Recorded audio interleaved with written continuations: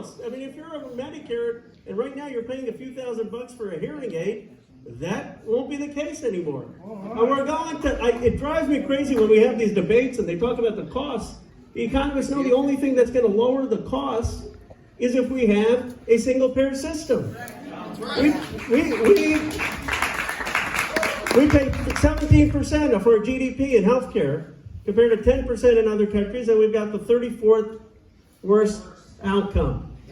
Bernie Sanders is talking about something that's going to be a win for business because they are offshoring jobs. Given the high cost of healthcare, it's going to be a win for every working and middle-class family. And the only thing standing between us and Medicare for all are the special interests. And that's why we have to mobilize. And by the way, this is not some radical idea. You know who was for Medicare for all? Harry Truman. You know how they attacked him? What did they say about him? It was a socialist. That's what they said. Truman was for it. Johnson was for it. Ted Kennedy was for it. Jimmy Carter was for it. This was part of our platform since 1980. Bernie Sanders is fighting to take back the soul of this Democratic Party and what this party has always stood for.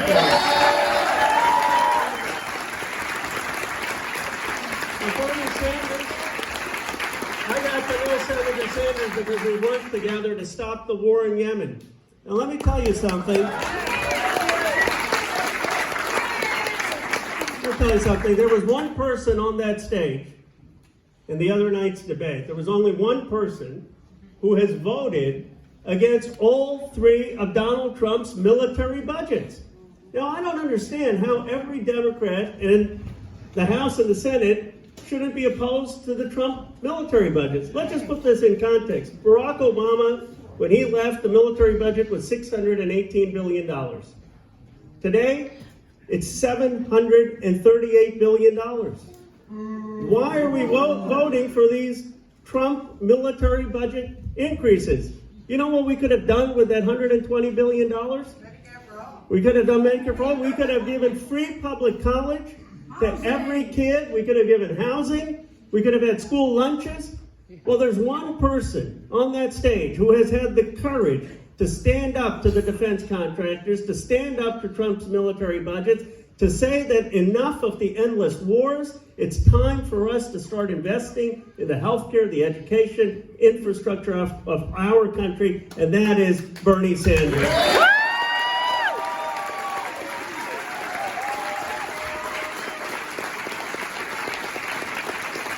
Now let me highlight one more issue before I introduce Bernie Sanders, and that is wages. You know, I represent Silicon Valley.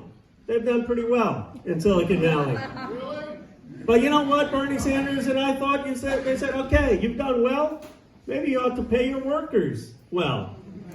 I mean, is that a novel idea? That's what Henry Ford did. You know, you're making a lot of money. How about the people who are doing the work? Why don't they get a living wage? And so we did the Stop Bezos Act together. And the economists in the Beltway, they said we didn't know what we were talking about. How could we say that Amazon needed to pay $15, and if they didn't pay $15, the taxpayer shouldn't be paying for the food stamps, Amazon should be paying for it. That's what we said. Well, let me tell you, the Beltway didn't like it.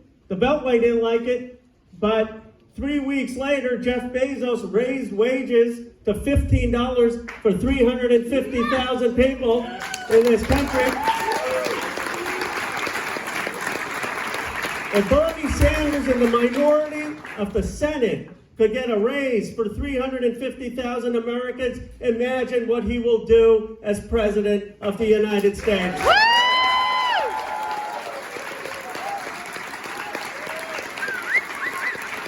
You see, I'm for Bernie Sanders because I just want this country to give everyone the shot that the country gave me. I was born in Philadelphia in 1976, our bicentenary. And my parents immigrated here. My mom was a substitute school teacher, and my dad was a chemical engineer. We were middle class. But I'll tell you what, I got to go to a good public school. I didn't have to worry about lunch when I went to school. I had a home to live in a safe neighborhood. I didn't have to worry about health care. And at the age of 40, this country elected me to represent one of the most economically successful parts of the world. If this country can do that for a son of an immigrant, why can't this country do that for every American? That is what Bernie Sanders is about. He's about making sure every person has education, health care, child care, a decent wage, a place to live, the basics, to make their rights mean something, to give them a shot at the American dream. It's really not that complicated.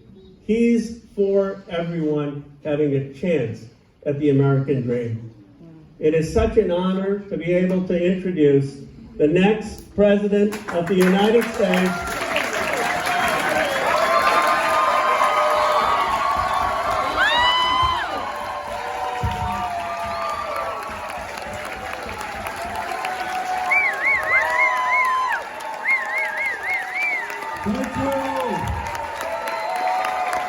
Thank you.